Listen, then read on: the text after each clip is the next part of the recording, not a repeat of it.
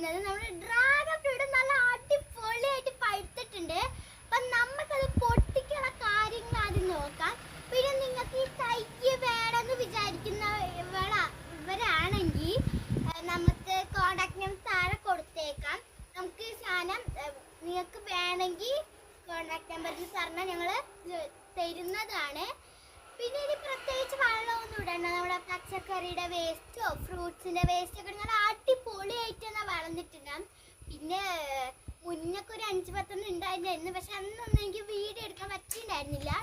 ഇപ്പൊ കുറേ ഉണ്ടായി നിൽക്കുന്നത് കണ്ട് എൻ്റെ കയ്യിൽ വരെ ഒരെണ്ണം നിൽക്കുന്നുണ്ട്. അപ്പോൾ ഇത് നമുക്ക് പൊട്ടിക്കാനുള്ള കാര്യങ്ങൾ നോക്കാം.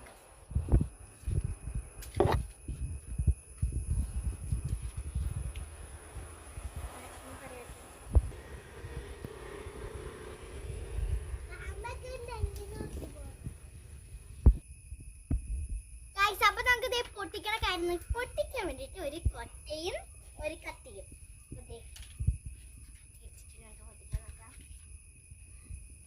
ഫസ്റ്റ് എന്നതേ ഇതാണ് ഞാൻ ഉദ്ഘാടനം വയ്ക്കുന്നത്.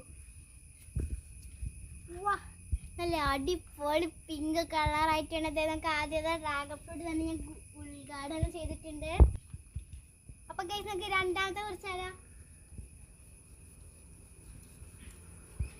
ഈ ഭാഗം വെച്ച് മുറിക്കുമ്പോൾ കുറച്ച് പാടാണ് മുറിച്ചെടുക്കാൻ വേണ്ടിയിട്ട്. അതെ, പാടൊന്നുമില്ലാതെ നല്ല നിങ്ങൾ മുറിക്കുമ്പോൾ ഇങ്ങനെ മുറിച്ചോട്ടാ.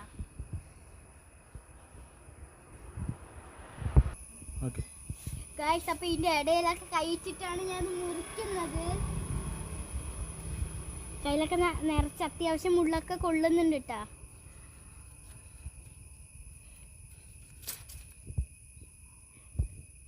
തോലോടെ പറഞ്ഞു വന്ന്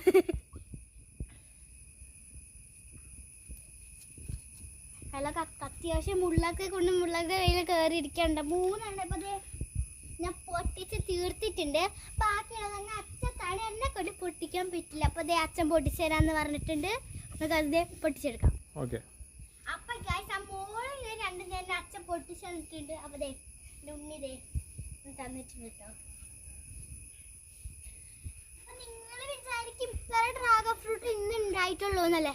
അല്ല, ഇനി കുറേ ഉണ്ടാവാൻ നിൽക്കുന്നുണ്ട് കേട്ടോ. പൂ വിരിഞ്ഞിട്ട് എവിടേക്ക് ഉണ്ടാവണമെന്ന് പറയാൻ പറ്റുന്നില്ല. ഇവിടത്തെ എവിടെ ഉണ്ടാവുന്നുണ്ട്, ഇവിടെയൊക്കെ ഉണ്ടാവുന്നുണ്ട്. ഇത് നമുക്ക് പഴുത്ത് കിട്ടിയാൽ മതി.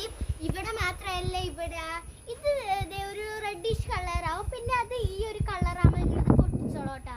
ഇങ്ങനത്തെ ഭാഗം വരുമ്പോൾ ഇത് നമുക്കിപ്പോൾ കുറച്ച് നാൾ കഴിഞ്ഞിട്ട് കുറച്ചൊരു 2-3 ദിവസം കഴിഞ്ഞ് നമുക്ക് ഇതും